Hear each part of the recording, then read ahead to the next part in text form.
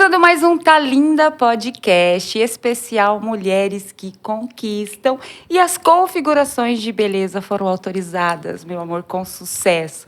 Porque temos aqui uma de nós, assim, inspiradora, pelo menos para mim, que eu amo acompanhar o trabalho dessa mulher, doutora Ana Célia Gorini. Seja bem-vinda, doutora. Muito obrigada pelo convite. Amei estar aqui nesse momento tão lindo, nesse dia que é Especial. todo nosso, né? Especial. Muito obrigada. Eu não tinha reparado na dimensão desse encontro nesse dia. Sim. Porque é na correria do dia a dia, né? É verdade. Mas é especial. Eu acho que Maktub estava escrito.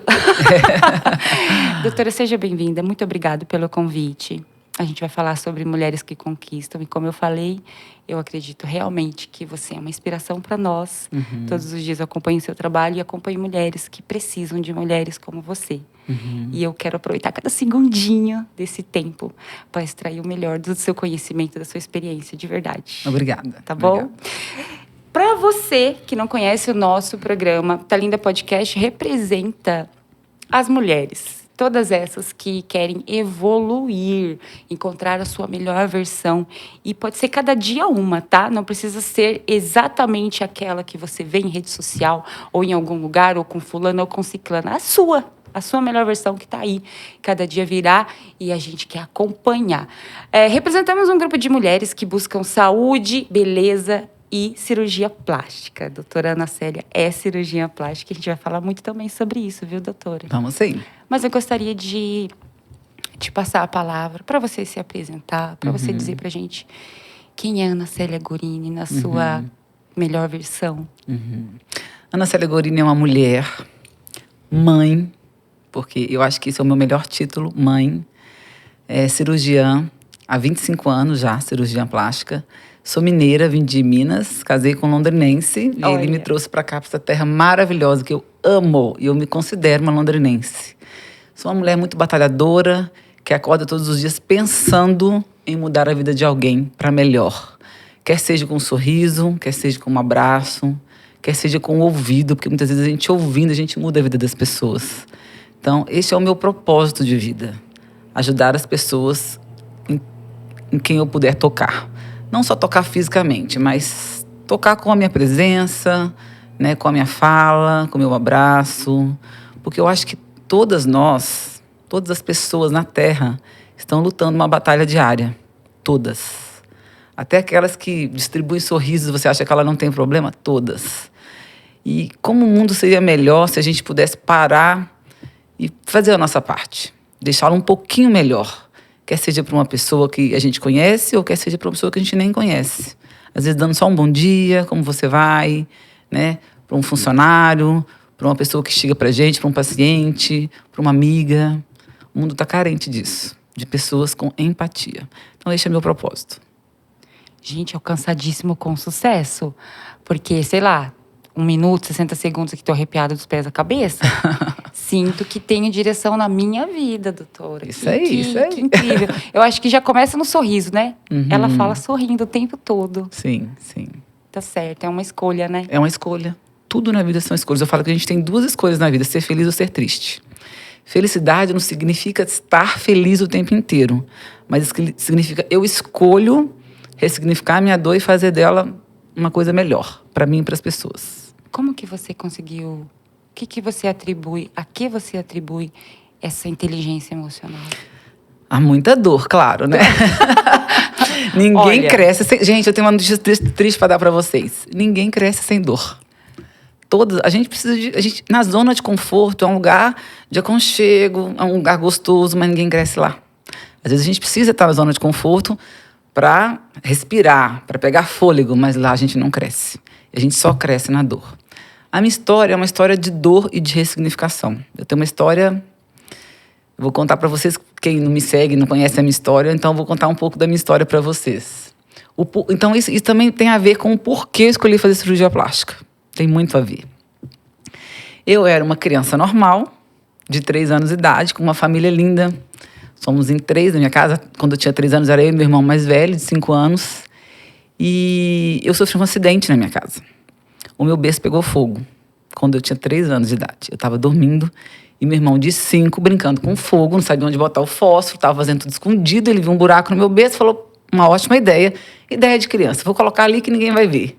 Só que meu berço tinha um cortinado de nylon. E é altamente inflamável. E quando ele colocou o fósforo lá, pegou fogo muito rápido. E, né, eu falo que naquele dia, no meu quarto, tinha tudo para dar errado. Tinha cheiro de morte. Mas eu falo que Deus é tão maravilhoso e tão esplêndido que a palavra final é dele. Então eu sempre falo para as pessoas que chegam até mim, se você está com uma dificuldade, se você está passando por um momento difícil, lembre-se, a palavra final vem de Deus. Então é para ele que a gente tem que sempre estar com os nossos pensamentos elevados, entregando a nossa vida e derramando as nossas lágrimas, que é o melhor lugar para a gente derramar. Então, o meu irmão, que era uma criança de 5 anos, ele, assim, se você for pensar racionalmente, o que a pessoa faz? Ela iria fugir com medo de apanhar, de sei lá, né, de sofrer consequências, de ficar de castigo. Mas não, ele foi direto para a funcionária que trabalhava com minha mãe, que eu falo que eu tinha na minha casa uma segunda mãe, né? Essa pessoa morou com a gente, criou meu pai, morou com a gente e morreu, inclusive, na minha casa. Era uma pessoa da família. E ele chegou para ela e falou, olha, a Ana Célia está pegando fogo. E ela acreditou, né? Porque qual é a possibilidade de uma criança que está dormindo de 3 anos, no berço, está pegando fogo? Nenhuma, né? Mas ela acreditou e ela foi lá no meu quarto e ela apagou o fogo, me tirou do meio das chamas. E aí começou a minha luta pela vida, né? Eu fiquei internada há muito tempo, passei por várias cirurgias, eu tive queimadura de 1º, 2º e de 3º grau. Eu só não queimei o meu rosto, mas eu queimei meu corpo inteiro.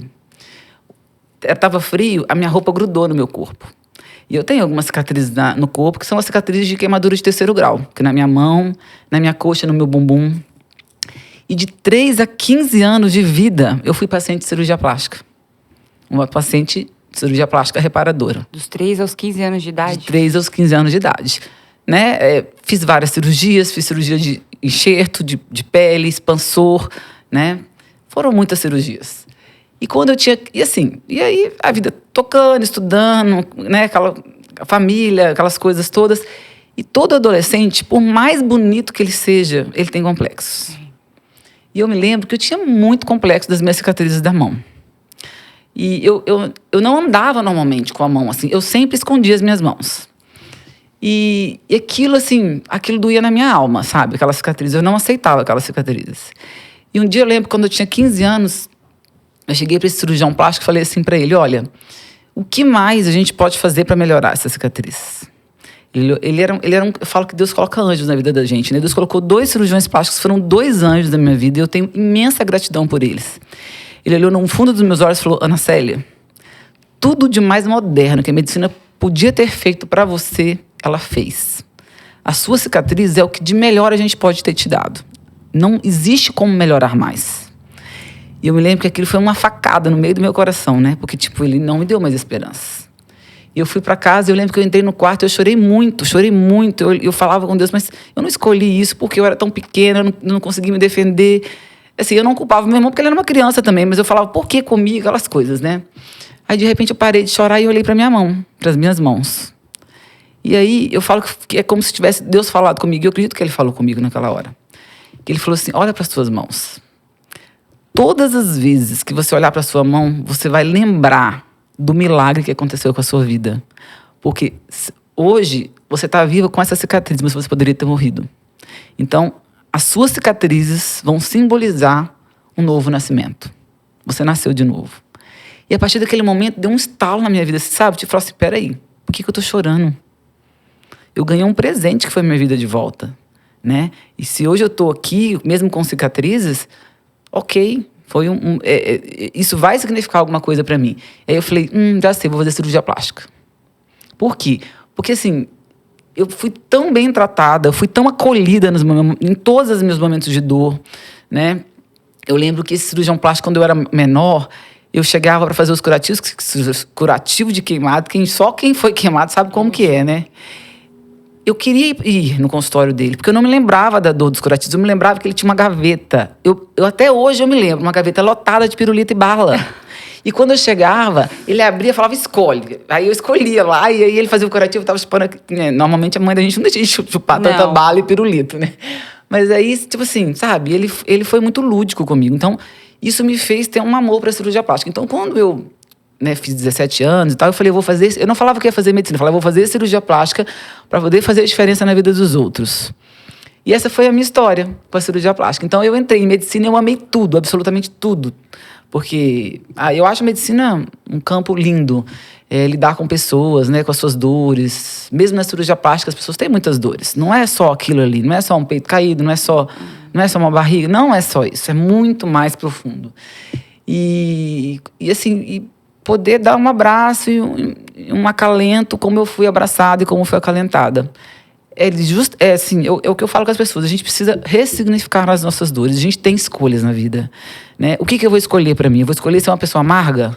Uma pessoa frustrada? Uma pessoa triste com o que me aconteceu no passado? Independente do que tem me acontecido, né? Igual eu falo, todo mundo tem uma dor. Todo mundo tem várias dores, né? Então, o que eu vou escolher para minha vida? Eu vou escolher ficar atolada nesse lamaçal de frustração, de dor? Eu vou escolher fazer diferente.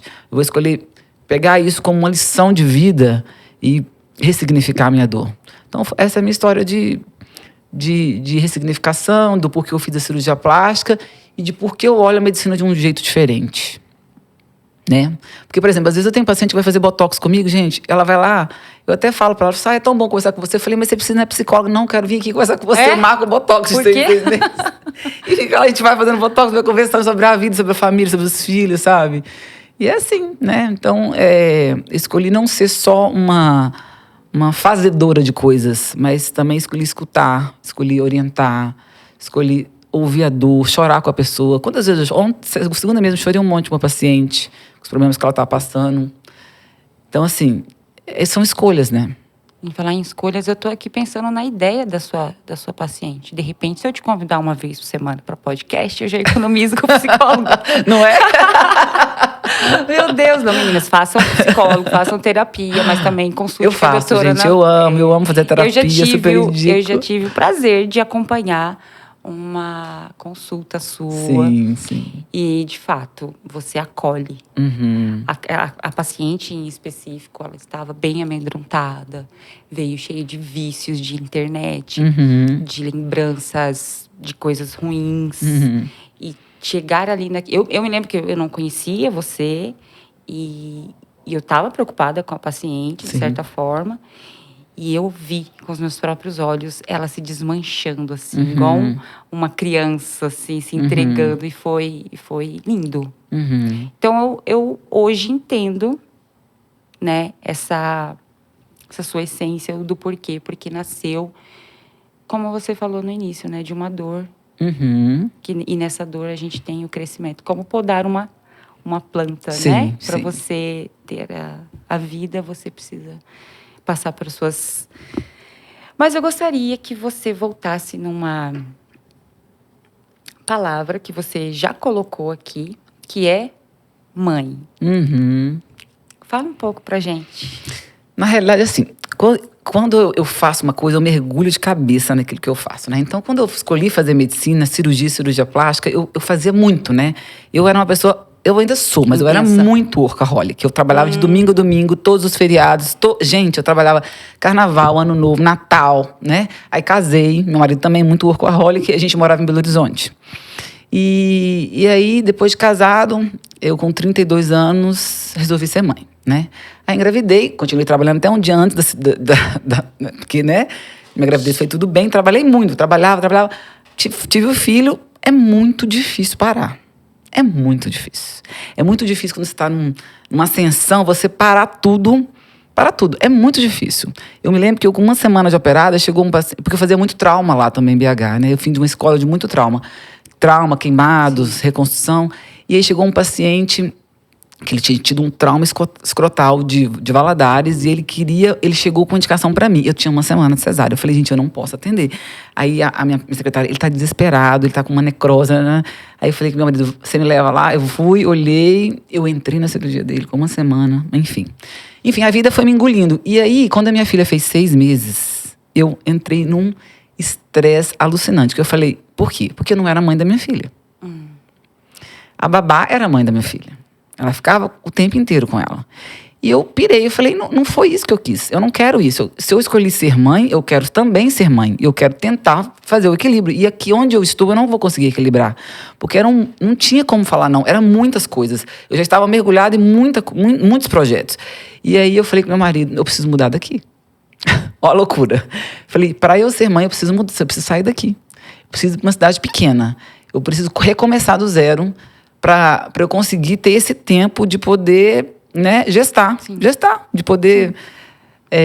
porque eu acredito que, gente, o maior papel do mundo é a maternidade, porque a mãe cria os líderes, a mãe cria a sociedade, né? Quem cria a sociedade? As mães. Os pais também, claro, mas após os 7 anos, os pais entram mais, mas até os 7 anos é mais a mãe. E aí ele topou. Na minha loucura, ele topou sair. Porque ele viu que eu realmente ia sair. Eu falei, não vou ficar... Mulher, quando bate pé, você sabe, né, gente? A gente tem um poder de persuasão. E aí a gente optou em vir para Londrina, porque é uma cidade maravilhosa. Eu já conheci aqui, eu já fazia transplante capilar aqui com ele. A gente vinha... Minha vida era muito louca, né? Minha filha andou mais de avião do que eu na minha vida inteira em 6 meses de vida.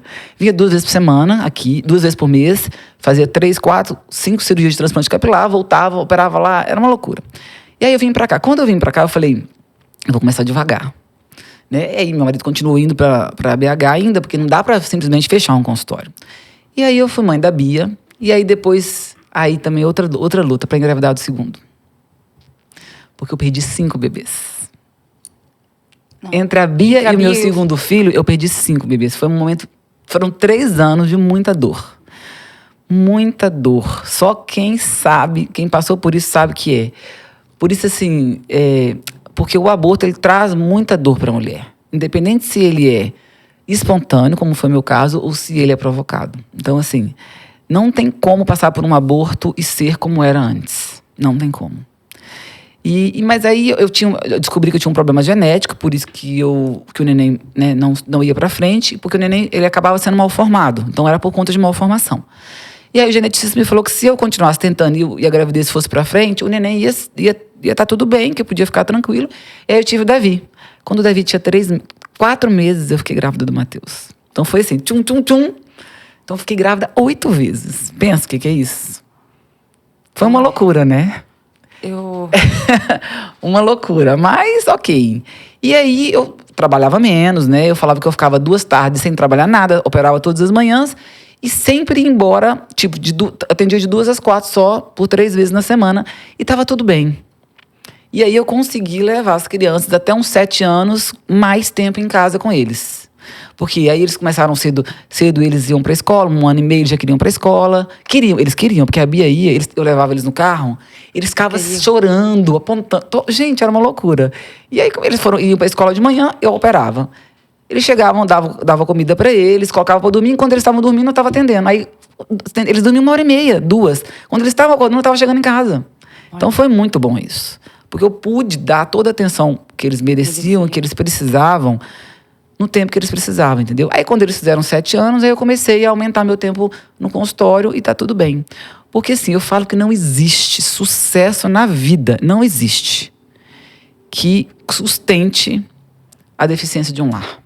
Você pode ser mulher de sucesso, se seu filho, se você não tá bem, se seus filhos não estão bem, isso não traz felicidade pra gente, né?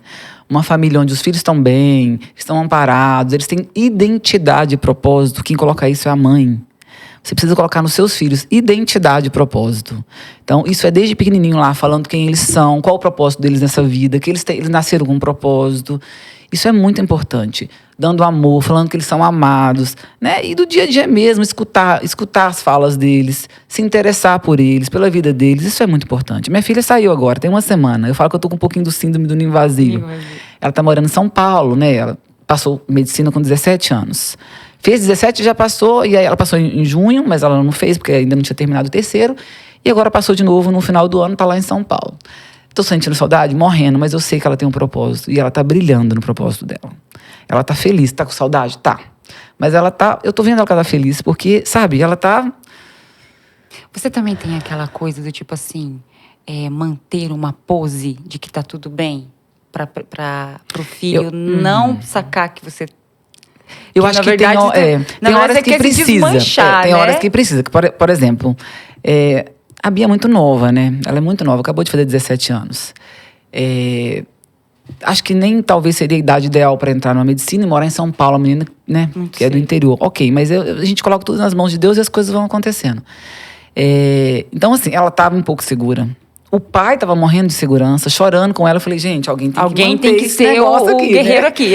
Então eu respirei fundo e falei, vai dar tudo certo, nós estamos aqui, porque daí que vem, e São Paulo é 1 hora de Londrina de avião, 4 horas, 5 horas de carro, fica tranquila, vai dar tudo certo. E aí, sabe, quando ela fala, não, tô com saudade, mas eu confio em você, vai dar tudo certo. Então a gente tem que fazer isso, né? Porque se eu falo que a gente tem que impulsionar os filhos para seguir os sonhos deles, porque senão eles não vão ser felizes. Você acha que se eles perceberem que existe ou uma saudade exacerbada, uma insegurança, eles tendem a querer desistir e voltar para casa? Com certeza. Então, porque a gente é a segurança emocional deles, né? Os nossos pais são a nossa segurança emocional, é a nossa segurança emocional. Então a gente precisa estar forte para que eles também sejam fortes. Mostrar para eles que a vida é feita de saudade, a vida é feita de recomeço, a vida é feita de ressignificação, a vida é feita de dor, mas também é feita de muita alegria, de muito prazer quando você faz o que você veio para fazer nesse mundo. Né? E o nosso propósito sempre tem a ver com o outro. Nunca tem a ver só com a gente. O propósito não é egoísta. Deus não nos dá um propósito egoísta. Tipo, meu propósito é eu, vou dar um exemplo, eu enriquecer, eu não sei o quê, eu ficar feliz. Não, você só é feliz quando você faz os outros felizes. Por exemplo, uma mãe, quando a mãe é feliz, quando o filho está feliz. É dificilmente uma mãe tá feliz quando o filho está triste, está doente. Não, a gente não consegue ser, nosso propósito como mãe é proporcionar isso para os filhos, né? A felicidade, mesmo que para ser feliz, às vezes precisa ficar triste, né? Às vezes precisa passar por dor, por privações, porque igual, fazer uma faculdade de medicina não é fácil, ou qualquer outra faculdade, você vai privar seu tempo. A gente não faz só o que a gente quer fazer, a gente faz o que é necessário fazer, para depois fazer talvez o que a gente quer fazer, né? Então é assim a vida. Preparar um caminho para depois você... Isso, trilhar e, né? Cumprir o seu propósito. Eu também tenho um rapaz de 17. Ai. E ele é jogador de futebol. Uhum. E quando ele foi, né, pra base, ele tava num time e foi embora de casa. Ai, meu Deus. Aí as pessoas, você passou por isso? Porque as pessoas ficam assim, você não vai chorar? E aí o Fernando foi embora, mas se você tá bem? Uhum. Aí eu ficava assim, eu sei que lá dentro de mim tinha algo semelhante assim.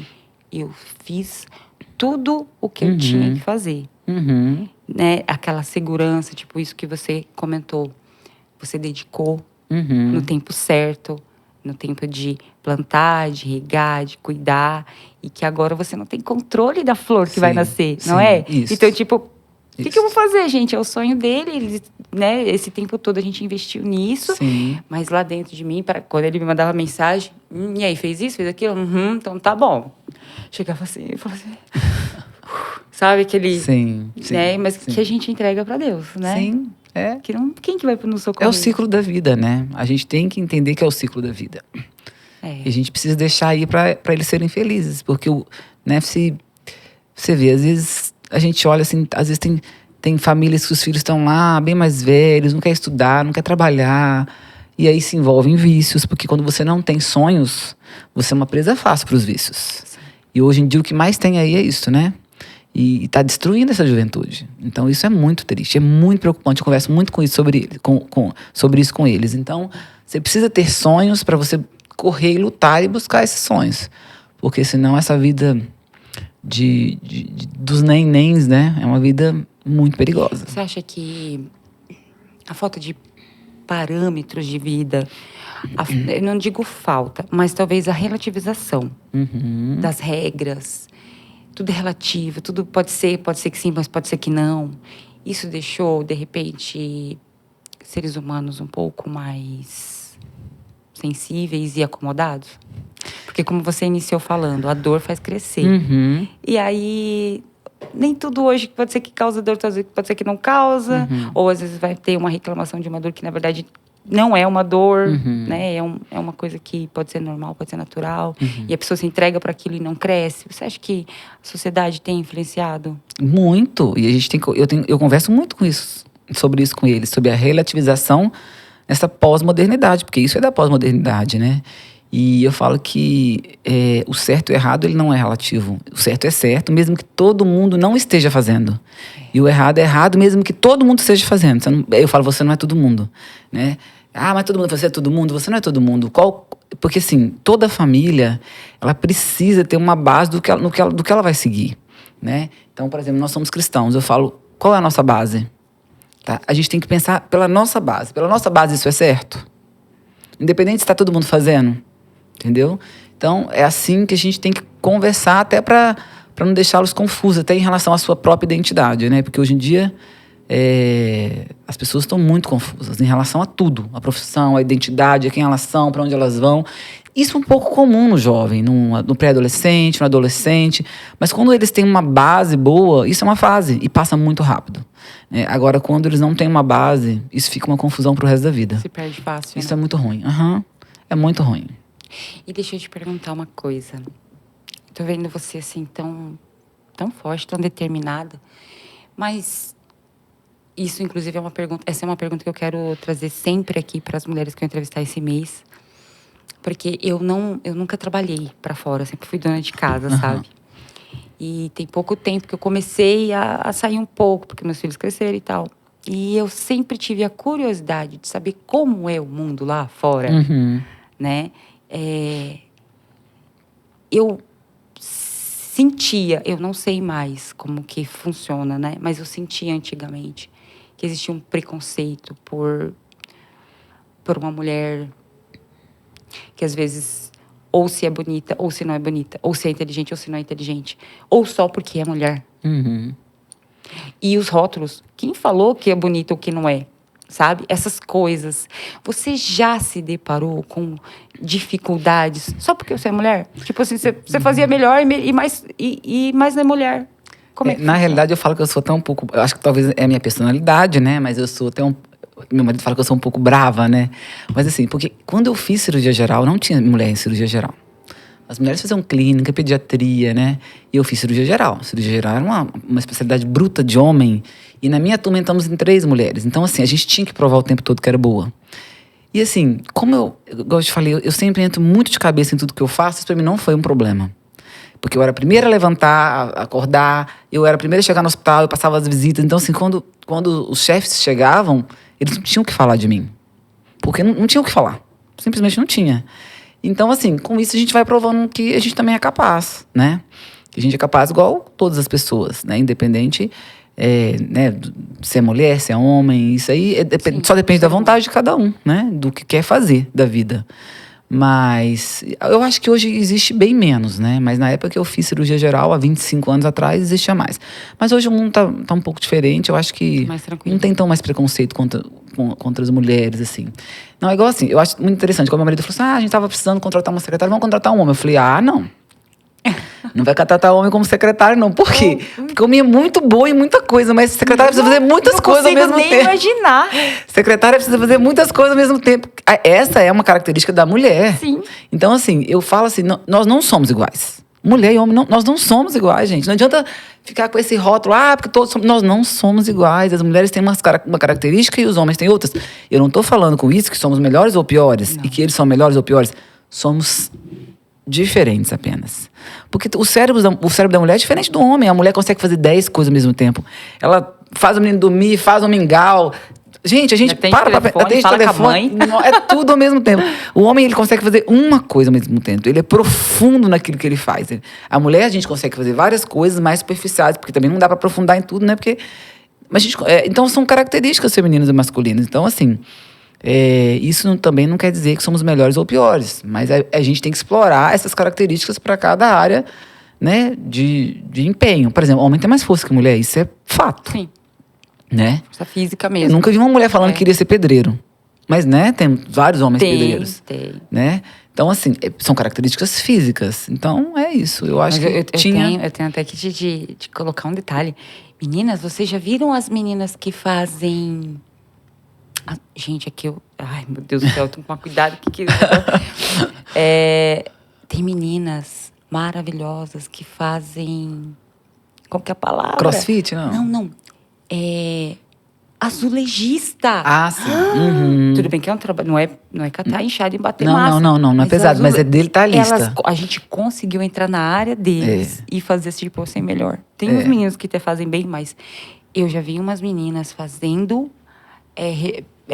né? Parede, sim. colocando piso. com uma perfeição, um detalhe incrível, assim. Eu falo assim, gente, a gente conseguiu chegar até lá, né? Sim, Porque sim. se deixar os meus, né? É que eles são, como você falou, uma força mais bruta. Força bruta, isso. É. Sim. E até nisso, entrando nesse gancho. Gente, eu vou viajar. Meu marido carrega aquele mundo de mala, coloca. Eu falo, Coloca tudo de uma vez. graças a Deus que eu tenho uma pessoa que faz isso pra mim. Imagina eu pegar essas malas pesadas. Graças a Deus, né? Você tem quantos meninos? Tem 2 meninos e uma menina. 2 meninos. Eles também têm essa tendência, assim, de entrar pra aquela coisa, proteção da mãe e da irmã. Sim. Eles são bem, né? Uma vez eu lembro até hoje, umas coisas muito engraçadas. Ia sair com meu marido, eu tava com uma saia um pouco mais curta, não tão curta, e meu pequenininho falou assim: mamãe, a gente precisa fazer compras pra você. Eu falei: por quê, filho? Você cresceu, né, mamãe? Sua roupa não tá te servindo mais. Ele não queria que eu saísse com a saia, porque ele achou que tava curta. Então ele falou que eu cresci. Você cresceu. Igual a gente fala com as crianças: nossa, você cresceu, tem que comprar roupa. Ai, que bom. Um senso de um proteção. Cuidado, um cuidado. É bonito ver. Eu também tenho isso em casa, graças a Deus. Eu tenho, assim, que te perguntar, porque você coloca bastante, né, sua família, seu esposo. E como que é para você ser, mesmo assim, sendo tão forte, mas sendo cristã, e eu conheço um pouco a base cristã coloca o esposo como sendo o centro, ali o centro é uma cabeça. Sim, a cabeça. O governo tá contigo, mas... É, porque para pensar, eu falo que a família é como um corpo, né? O homem é a cabeça, a mulher é a coluna. A cabeça vira para qual lado se a coluna não mexer? Então, gente, a gente tem que ser inteligente. A mulher comanda. Mas, assim, comanda o que eu falo, porque a gente tem atenção para várias áreas. Sim. E a gente dá a coordenação. E o marido bate Sim. Né, final. E eu sempre falei com as crianças, porque como eu chego um pouco mais cedo com meu marido em casa, até para ver tarefa, ver as coisas deles, e eu falo para eles. Gente, você pode achar um pouco, assim, machista da minha parte, mas não é, tá? Quem ganha dinheiro em casa é o papai. Mesmo que eu também ganhe, né? Eu falo, eu sou ajudadora do papai. Porque assim, gente, para pensar numa família. Para a mulher ter filhos, conseguir gestar essa cria, criar seres humanos que vão liderar essa sociedade, ela precisa ter paz. Ela precisa ter aconchego, ela precisa ter um homem forte em casa. Um homem forte que eu falo é um homem que vai suprir as necessidades básicas da família, supri-la amorosamente. Então esse homem é o cabeça. Por um lado, o cabeça, entendeu? Esse tipo de cabeça. Não é um machismo de ser submissa e você faz o que eu quero. Não é isso. Não tem nada a ver com isso. Né? Não tem nada a ver com isso. A gente é parceira, a gente conversa na mesma, sabe? Na mesma... Né, decide negócios iguais e tal. Eu ouço, ele é melhor em uma coisa, eu sou melhor em outra. Ele me ouve no que eu sou melhor, eu ouço no que ele é melhor. Então, eu acho que casamento é parceria. E olha, meninas, vocês que não são casadas, escolham um marido bem escolhido. Sejam mulheres lindas, princesas, sejam princesas, tá? E quando for escolher o marido, não adianta querer escolher depois que casou, tem que escolher antes, né? Para não sofrer as consequências, porque uma vez que casou fica mais complicado, né? Então eu sempre falo com meus filhos que tem 3 grandes decisões na vida que nós precisamos tomar. As 3 decisões que vão mudar o rumo da nossa história. A primeira e maior decisão, na minha opinião, é que eu preciso ter enxergar o mundo de uma forma diferente. Então, eu decido por Deus. Eu decido ter fé, eu decido viver sob essa proteção de Deus. A segunda grande decisão não é nem a profissão que eu acho. É com quem você vai casar. Porque a pessoa que você vai casar pode acabar com a sua vida. E a gente tem visto grandes histórias tristes por aí. Histórias horrorosas, né? De famílias destruídas, né? Isso tanto para homem como para mulher, tá? Eu falo para os meninos também. Então, escolham. O tempo de namoro é tempo para escolher. Escolham, façam escolhas inteligentes, tá? Um homem que ele tem um caráter, ele vem de uma família... Quando eu falo que ele vem de uma família, eu não estou falando de dinheiro. De uma família honrada, que ensinou para ele sobre caráter, né? Que ele, lógico, ame você também, né? Que tem que ter o amor, né? E a terceira grande escolha é a profissão. As mulheres precisam fazer escolhas inteligentes em relação à profissão. Por que eu falo isso? Porque se você quer ser mãe, né? Claro que tem as pessoas que escolhem não ser mãe, e a gente tem que respeitar que ser mãe é uma escolha muito abrangente, tem que ser feita essa escolha com muita inteligência também. Uma vez que você é mãe, você precisa dedicar um tempo para o seu filho. O filho não pediu para nascer, né? Então, se você é mãe, você precisa ter uma profissão que você consiga dar esse suporte para o filho, né? De dar atenção, né? De educá-lo mesmo, de formar pessoas que vão fazer diferença nesse mundo. Né? É tudo que eu peço. Eu falo com os meninos, eu estou educando vocês para fazerem diferença nesse mundo, para tornar o ambiente que vocês vivem melhor, né? Porque gente para tornar o ambiente pior tá cheio por aí. Então a gente precisa educar pessoas que vão transformar o ambiente que elas vivem, começando dentro deles, começando na casa, e depois isso vai se expandindo para onde eles passarem. Então são 3 grandes escolhas muito importantes que a gente precisa fazer na vida. E assim, você dentro do meio da medicina, né? Hoje a gente já conversou um pouquinho sobre a sua história, como você escolheu, um pouco sobre a sua vida, sua família, sobre sua fé. A medicina mesmo, como que funciona para você sendo cristã? E a gente sabe que a grande maioria, né, dos médicos, eles tendem a ser um pouco menos inclinados à teoria do criacionismo. É assim que fala, um pouco mais. A gente não tem como, mas eles não são tão... E você encontrou algum tipo de dificuldade por ser cristã no meio? Não. Na minha época, não. Assim, era bem tranquilo. Eu acho que meus filhos hoje vão encontrar mais do que quando eu comecei. Eu acho que a ciência e a medicina, elas se unem de uma forma tão esplêndida. Como, por exemplo, assim, eu vi tantos milagres. Eu continuo vendo muitos milagres. Quando eu fazia cirurgia geral e trabalhava em pronto-socorro, já trabalhei muito em pronto-socorro, eu via milagres e milagres acontecendo na minha vida. Pessoas que eu achava que não iam viver, elas viviam por milagres. Pessoas que eu tinha certeza que ia viver, não viviam. Eu falava, gente, não está nas minhas mãos, entendeu? Tudo tem um tempo nessa terra e existem milagres.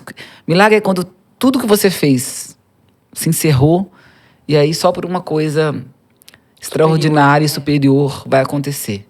Eu já vi muito, entendeu? Situações dificílimas que eu passei. Por exemplo, chegava uma paciente, um grande trauma, ninguém conseguia entubar, e eu falava, Senhor, me ajuda. Se eu não conseguir entubar, eu vou morrer agora, eu não estou conseguindo. Estava muito difícil, todo mundo vinha, anestesista, ninguém conseguia, e a gente conseguia, entendeu? Você faz uma oração e você conseguia entubar. Aí você falava assim, por mim eu não conseguiria. Então são situações assim. Então eu vi, quando você só enxerga quando você quer ver, né? Porque às vezes, quando você não quer ver, você não enxerga mesmo. Então, quando você abrir os olhos, a gente consegue enxergar vários milagres por aí. Então, eu não tive problemas, né? Da fé e da ciência, porque eu acho que elas se unem. Elas não diminuem, elas se unem. Certo. Olha que incrível ouvir. E como eu sempre comento, sabe? A gente tem um grupo e eu percebo lá... Você até comentou aqui, às vezes não é uma cirurgia, às vezes eu quero melhorar isso aqui, mas os problemas são profundos.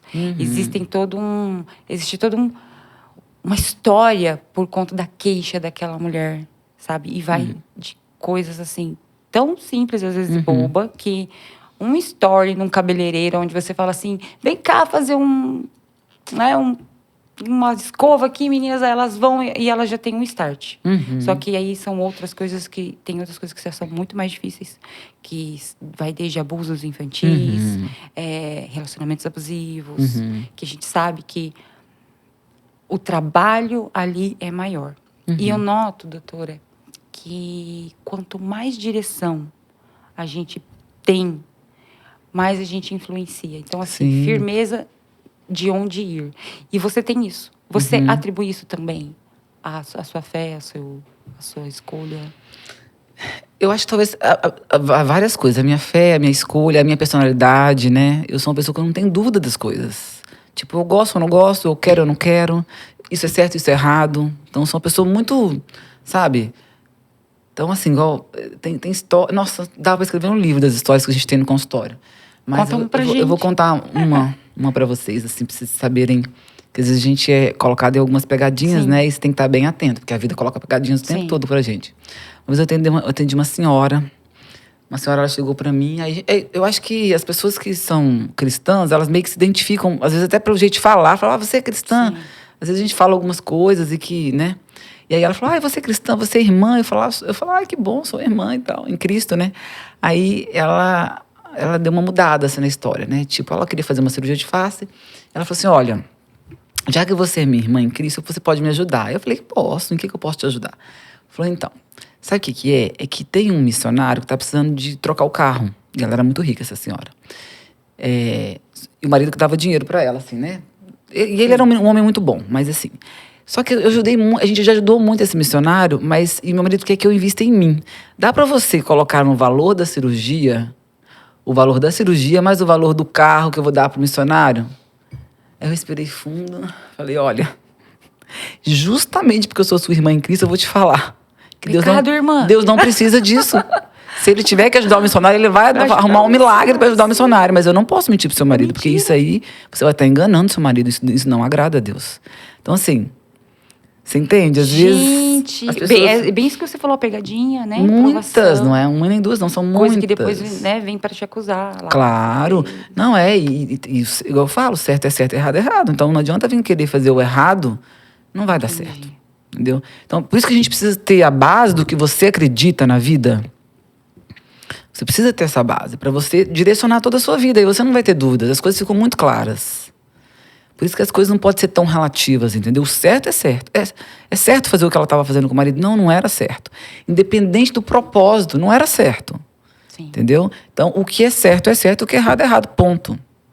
Andarão dois juntos se não estiverem de acordo. Exatamente. Se tá de acordo com o marido, não é pra estar, gente, né? Então, assim, né? Então, por isso, talvez, né? Porque eu tenho a base firme, né? Então, por essa base, a gente consegue direcionar. Você já percebeu que ser assim te coloca num lugar de influência. Sim, sim. As pessoas confiam, né? Igual tem gente que vai fazer cirurgia e fala, você não precisa fazer cirurgia. Você fala? Eu falo várias vezes. Tem paciente que vai lá e fala, por isso que eu venho aqui. Porque eu sei que se você não vai me operar à toa. Se eu não tiver indicação, você não vai me operar. Várias vezes. Gente, uma paciente foi operar uma mama, uma mulher era linda. Só um pouquinho vazia aqui. Eu falei, querida, vamos esperar mais, tu vai colocar uma cicatriz nessa mama, a mama tá linda. Aí eu conversei meia hora com ela sobre isso. Ela falou assim, tem certeza que você vai querer colocar? E eu não colocaria em mim. Nem na minha filha, nem na minha mãe, nem na minha tia. Porque eu acho que você tem que tratar o outro pensando que ele é da sua família. Sim. Como é que você faria isso na sua filha, na sua mãe, na sua irmã? Então, a gente tem que, né, ter essa base. Por essa sua facilidade de ver preto e branco, você consegue enxergar quando, de repente, uma paciente, uma outra mulher, uma colega, uma amiga, alguém, está com algum problema, alguma situação, por exemplo, essa moça.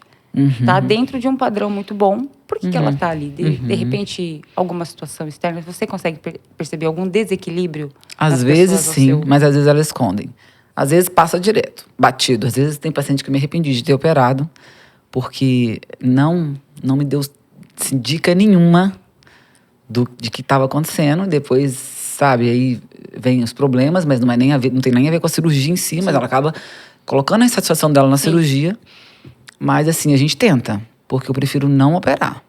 Uma vez uma paciente foi fazer um laser de CO2 na face para cicatriz de acne e tinha total indicação. Uma menina nova. Mas aí, conversando com ela tinha tido um único namorado, casou com esse namorado, mudou de cidade porque ele morava fora. E, assim, com 2 anos de casado, o namorado dela tinha acabado... O marido, né, atual marido, mandou ela embora de volta para Londrina. Então, ela tinha acabado de passar por esse processo. Eu falei, escuta, você sabe o que é o laser de CO2? Vai queimar a sua cara. Você já está destruída por dentro. Porque para acne tem que ser profundo, né? Então fica bem feio. Você está destruída por dentro, você tem que passar por esse luto primeiro. Senão, eu falei, você tem indicação física de fazer o laser, você tem indicação clínica de fazer, mas você não tem indicação emocional de fazer. Você não pode fazer isso agora. Eu falei, você precisa viver esse luto. E não dá nem pra saber o que passou na cabeça dela. Se ela queria me agradeceu se punir, um monte, se queria... Ela me agradeceu um monte. Repaginar, só que do jeito errado. Outras que às vezes estão passando por momentos difíceis, que eu sei que não está bem, está passando por uma separação, e que no momento não está bem, porque tem separações e separações, né? Então eu falo, não é a hora agora. Vamos esperar uns 6 meses, volta, a gente vai conversar. Não é a hora, você não está bem, você precisa colocar as coisas no lugar, coisas internas mesmo, né? E assim, eu falo que eu prefiro ser honesta comigo primeiro, sabe? A gente tem que deitar a cabeça no travesseiro e falar, fiz o meu melhor. Certo. Né? Eu acho que isso daí não tem preço que pague. Fiz o meu melhor. Né? Que lindo. Muito, muito bom quando a pessoa tem essa direção, essa Sim, excelência. Sim. Como que é você... Porque assim, gente, eu tô aqui... A pessoa com TDAH não tem um minuto de paz. Eu tô aqui tentando fazer as contas, porque eu parei na hora que ela falou que teve uma filha com 32 anos, mas teve 25 anos de profissão. E eu tô fazendo as contas, 4 filhos. Eu falei, quantos anos essa mulher tem? Eu tô aqui, dentro da conta. Eu fiz 50 anos ano passado. Ô, câmera, 50 anos. Gente, então, vamos falar sobre beleza, porque... Sim. Como que é a sua relação com o envelhecer, o permanecer, enfim, o ser lindo. Eu li um post seu sobre naturalidade. Uhum. Gente, como aquilo é impactante, porque a gente está numa sociedade caricata, né? Estamos vivendo tempos difíceis, onde a beleza e o belo dependem muito do olhar de quem está manuseando o bisturi e as seringas. Sim. E isso está muito relativo também. Porque eu sempre falo o seguinte para as pessoas: nós temos que ser a nossa melhor versão. Você é linda do jeito que você é, eu sou linda do jeito que eu sou. Cada um tem a sua beleza.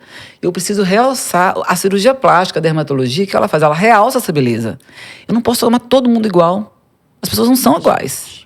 E hoje nós estamos vivendo uma coisa meio complicada. Né? Tá feio, não tá bonito não. E as coisas muito exageradas. Então, assim... Como eu lido com isso? Eu gosto de ser uma pessoa saudável. Então, eu tenho hábitos muito saudáveis. Na minha casa... tudo. Tudo. Na minha casa, nós somos muito saudáveis. Desde o que a gente come de alimentação, a gente come comida muito simples. Eu falo comida boa, comida de roça. Arroz, feijão, carne. Gente, o mineiro falando de comida boa, a gente já pensa naquele torresminho. Eu não. Não, sim. Na minha casa, meu filho come bacon todo dia de manhã. Ai, meu Deus. O meu filho mais novo, ele é muito da proteína. Porque ele teve uma alergia alimentar quando ele nasceu e aí ele não podia comer um monte de coisa, então ele é muito da proteína. Então a gente come muita coisa saudável. Então cozinhar para minha casa não é uma coisa difícil. É assim, a gente procura comer menos glúten, porque a gente está com intolerância a glúten lá, eu e minha filha. Pouca fritura. Então, coisas saudáveis, Sim. né? Coisas saudáveis. E eu acho que lá, nós somos uma família de esportistas, a gente adora fazer esporte. Meu marido, nossa mãe, se deixar ele faz o dia inteiro. Ele faz vários tipos de esportes, então é uma coisa que ele preza muito, eu também gosto. Nós mulheres, a gente abdica um pouco, né? Por conta dos filhos. Então, assim, meu marido, às vezes, ele pedala o dia inteiro no sábado. Eu já fico com dó, porque eu falo, gente, as crianças já trabalham a semana toda, eu vou ficar com as crianças, aí eu vou pedalar. Então, eu falei, vai que eu fico com as crianças, sabe?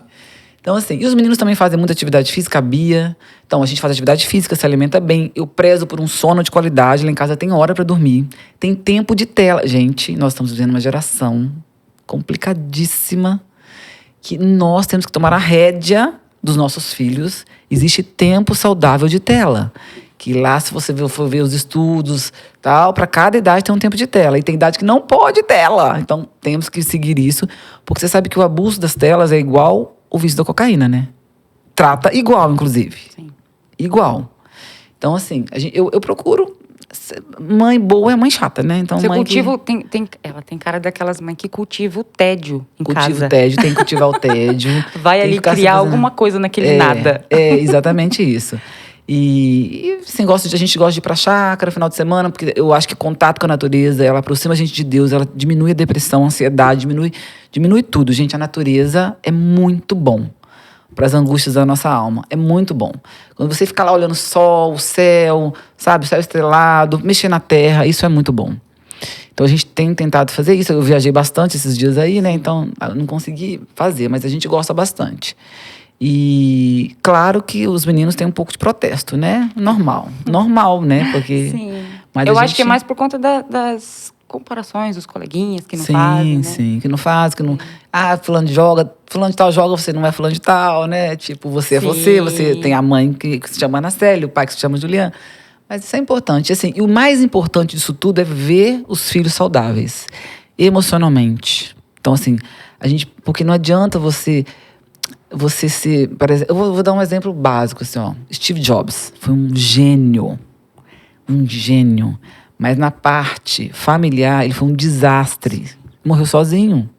Então, o que adianta? Você precisa desenvolver essa inteligência emocional nos filhos, nas várias áreas, né? Para que ele não seja um adulto super gênio em um e infantil na outra área. Ele foi infantil na parte emocional dele, né? Então, eu acho isso muito importante. Até para a própria felicidade, porque, coitado, morreu sozinho, né? E a parte emocional debilitada ou não tão profunda e estruturada, ela causa estrago em outras pessoas. Com certeza. Né? O Steve Jobs, tudo bem, ele criou, né? Sei lá o que ele criou lá, ajudou um monte de gente. Só que isso é a profissão, né? Aquilo que você se propõe a fazer, pode somar na vida das pessoas. Claro. Só que a sua deficiência, no caso, que é emocional, ela causa estragos. Muitos. Né? Não tem estragos na sua vida e nas outras, né? Então, por isso que é importante você buscar o equilíbrio entre tudo, né? Fácil? É claro que não. Não. Mas é uma luta diária. Todo mundo tem que... A vida é uma luta diária, né? Sim. Em todos os aspectos. E aí, assim, alimentação saudável, ela treina. Alimentação saudável. Aí não como come pouco. fritura, a gente não precisa comer muito, pão, a gente pode comer pão. Eu como muito pouco, a gente tem que comer pouco. Não precisa comer muito. Isso vai virando um hábito. E assim, vai virando tão normal que você nem parece que você, sabe? Sim. É uma coisa que pra mim é normal. Tipo, eu não tô fazendo dieta. É o que eu como. Eu até já fui uma vez um nutricionista, que ele até atendia lá na clínica também, ele é muito bom, Vitor Alemandro. Ele falava, você come muito pouco, você precisa comer mais pra você ganhar mais músculo. Olha. Falava, ai, não consigo, tá botando comida demais pra mim, não consigo. Mas é tipo passarinho, aquelas coisas que come de pouquinho o dia inteiro? Não consigo comer o dia inteiro. Eu como, antes de entrar na cirurgia, eu como um ovo. Maravilha. E um café com leite, que eu adoro.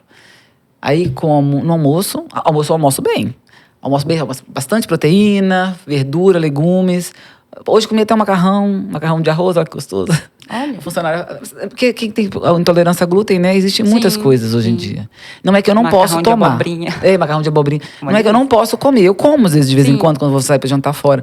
Mas eu tenho dor abdominal. Então, assim, eu prefiro evitar. Eu também não como glúten há uns 5 anos. Eu não tenho intolerância, mas eu desenvolvi alguma coisinha, só por não comer. Eu parei por dieta e tendência a diabetes. Sim. Então, hoje, se eu escapar por algum motivo, eu tenho que guardar por momentos extremamente importantes. Sair com alguém, aquela pessoa única, num lugar único. Então, você come, né? Bem isso. E aí, você volta pra casa com umas dificuldades. Mas, por exemplo, não é que eu não como a fritura. Por exemplo, se eu vou no aniversário, eu como coxinha. Vocês vão me ver comendo tudo. Mas não é o meu dia a dia. É a minha raridade, entendeu? Mas é bem isso, deu pra perceber seu, né? É um controle. Eu vou escolher isso. Eu acho que a vida são escolhas. A gente precisa fazer escolhas inteligentes. Eu acordo escolhendo. Desde a roupa que eu vou vestir, desde como eu vou acordar o meu filho. Eu posso acordar, acorda aí, moleque preguiçoso. Oi, meu lindo. Como é que você dormiu à noite? Sonhou hoje? E aí, como é que tá? Vamos levantar e tal. São escolhas. Eu posso escolher. Inclusive, os alimentos são escolhas. Então, eu posso escolher o que eu vou comer. E aí, assim, eu falo que a gente não dá pra escolher quando tá com fome. Que quando tá com fome, você quer comer o que tem pela frente, né? Mas graças a Deus, eu posso ter uma funcionária e eu peço pra ela deixar algumas coisas prontas. Por exemplo, deixa quibe pronto. Então, à tarde, quando eu chego do consultório, eu como um pedaço de quibe. E às vezes eu nem quero jantar. Aquilo já tá bom pra mim. Mas, não, as crianças têm que jantar. Porque eles estão na fase de crescimento, né? Fazem muita atividade física. Então, acho que a vida são escolhas. E aí, no caso, assim, você escolhe o que comer, escolhe o que preencher. O que você preenche? Você usa alguma coisa? No meu rosto? Gente, eu tenho um rosto muito magro. Muito magro. Sério? Muito magro. Eu preencho, né? Eu vou lá, marco o que eu quero, falo, marido, vem cá. Faz um monte de coisa. Gente, olha só, Deus tem seus preferidos. Vai. Aí, faço bioestimulador de colágeno pra dar uma melhorada na cutis. Você acha que o bioestimulador eu amo. a essência? Amo. Se puder associar uma outra forma, a doutora Flávia, nossa dermato, faz outra forma lá. Já fiz sessões com ela.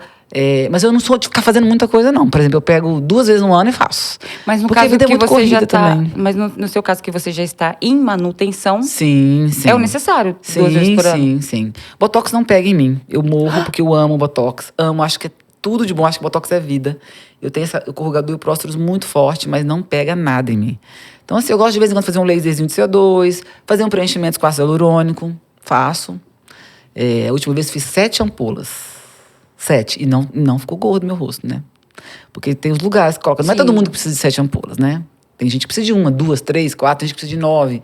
Né? Tem aqueles full face de 16. Eu já fiz um orçamento que me deram 16. Eu falei assim, gente, eu vou sair o quê? Um avatar. Nossa. E assim, mesmo quando vai fazer mais, eu não gosto de fazer de uma vez no paciente. Porque eu gosto que ele vai vendo o processo. Então faz se for muito, faz de 3 vezes. Para o paciente ir vendo, entendeu? Porque às vezes, quando chega no final, nem precisa daquilo tudo. Né? Então, eu gosto que o paciente vai vendo para que seja natural mesmo. Acho que tem que ser natural, gente. A beleza é natural. As pessoas que mudaram muito... Gente, a Madonna, meu Deus, aquela mulher é um ícone. Gente. Pois é. O que é aquilo, né? Então, doutora, eu não sei nem. A única coisa que eu achei de melhor explicação é que a Madonna, né, essa mulher, ela já iniciou a vida e quem ela é na base Dos exageros. de uma coisa fora da curva, Sim, né? sim. Então, olhando nesse sentido, aí a gente entende que a coisa dela é chocar. Eu me lembro que a minha mãe acho que engravidou de mim numa música dela e foi o auge e a minha mãe era mãe solteira também de mim, então deu certo que a música era e super, porque ela fez esse papel de ir contra o que era. Mas não tá bonito, mas né? não, porque Não tá hoje em dia o bonito, pessoal tem mais acesso Isso. a foto mais rápido, é simultâneo, e aí quer fazer, e aí vem gente que oferece aquilo. Se a Madonna fez, você fazer, você tem que fazer, sem indicação. Não, eu acho que a beleza tá na naturalidade. Cada um é belo. A gente tem que procurar a nossa melhor versão, não a melhor versão do outro em mim. Sim. Né? Eu vou te dar um exemplo básico, ó.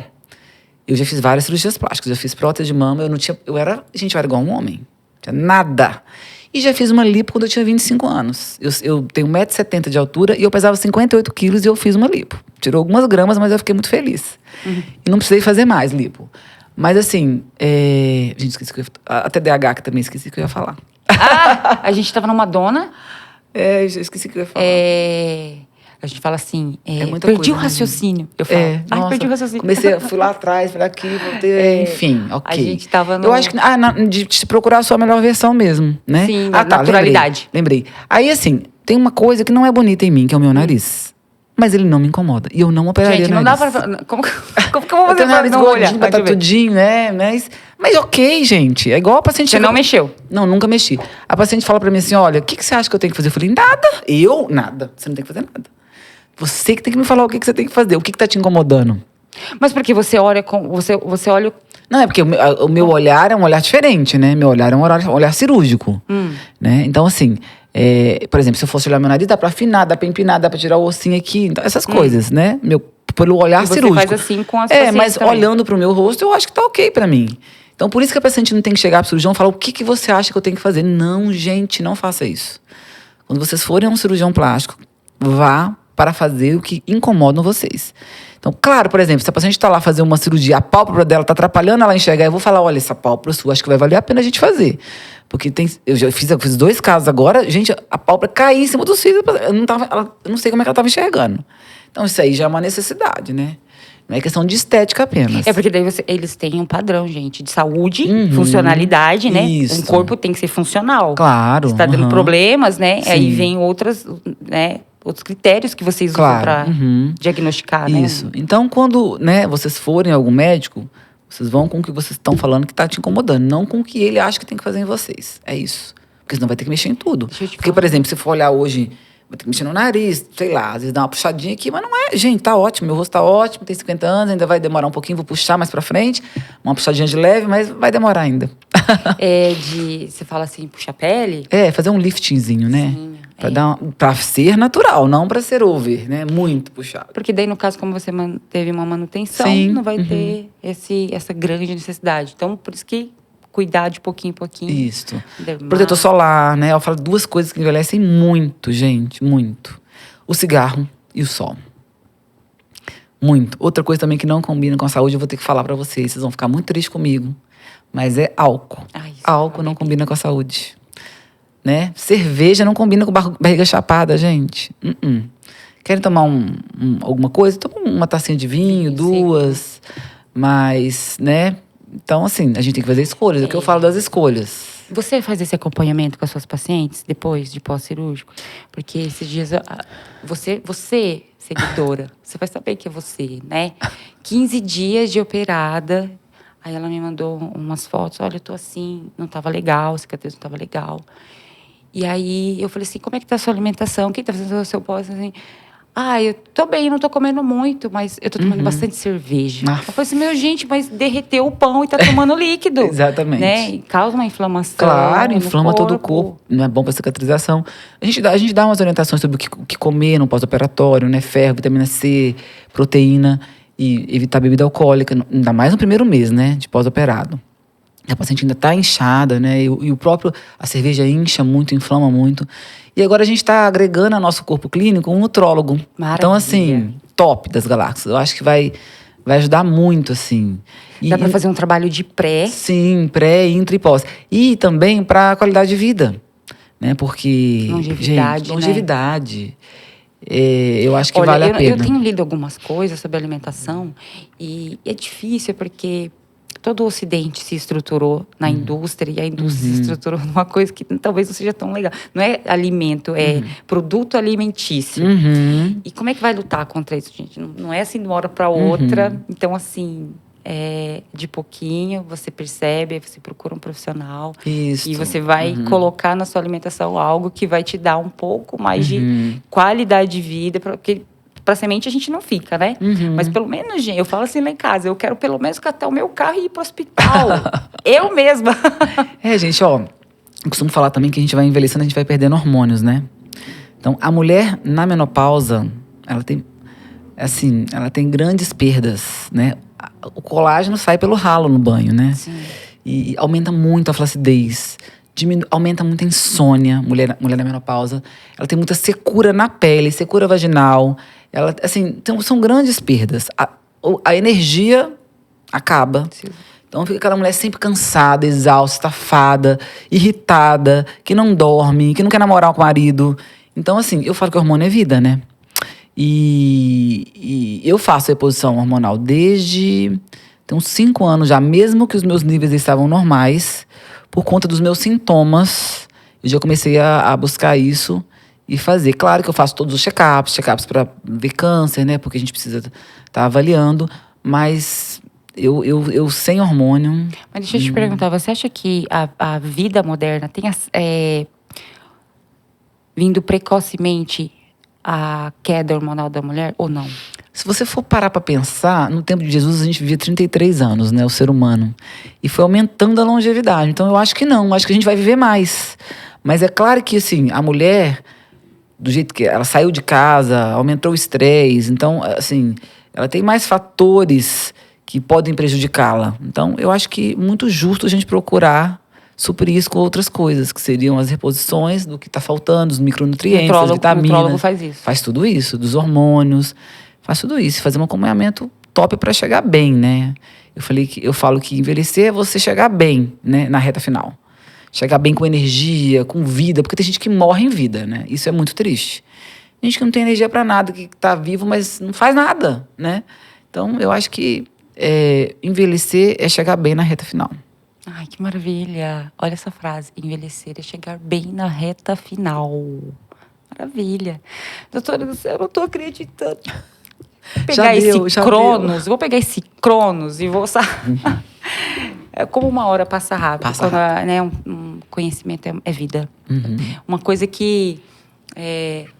né, a gente erra quando não conhece, né? Sim. Depois que você conheceu, como é que você vai fazer? Não tem como, você já sabe. Então, é muito importante. Eu digo que esse trabalho aqui de podcast é o novo advento das bibliotecas antigas. Sim. Quando você não tinha conhecimento, você tinha que ir, né, livro por livro. E hoje a gente tem aqui pessoas com experiência de vida, com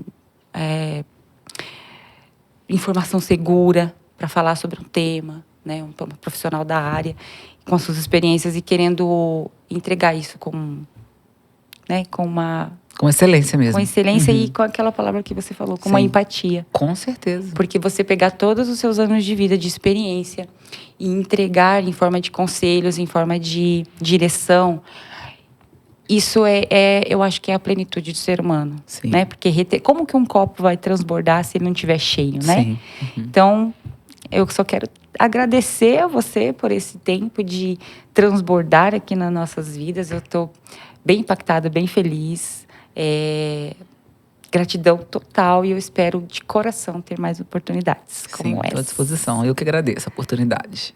Meninas, muito obrigada por todos vocês estarem aqui até agora. Sigam a doutora Ana Célia nas redes sociais. Sigam também @Cirurgia Plástica Londrina, Tá Linda Podcast. Hoje a gente quer agradecer a Farmapele Londrina, que é a nossa patrocinadora. Você que precisa de farmácia de manipulação, é um conceito muito novo em Londrina, ali na Avenida Bandeirantes, próximo ao Hospital Evangélico. Vá conhecer, você vai amar as meninas. É incrível o trabalho delas e a loja também, a farmácia também. Também quero agradecer Carmen Steffens Londrina, que me veste de pink hoje nesse dia especial. Tá linda, tá linda. Mulher, né? Tá linda, tá linda. Tá linda, tá linda. Então, você, mulher que gosta de se vestir com estilo, seu estilo tá lá. Você vai encontrar o seu estilo do jeito que você gosta de se vestir na Carmen Steffens, com certeza. E até a próxima, porque não vamos deixar vocês sozinhas nessa conquista diária que é evoluir. Obrigada, doutora. Imagina. E até a próxima. Até a próxima. Tchau, tchau. Tchau.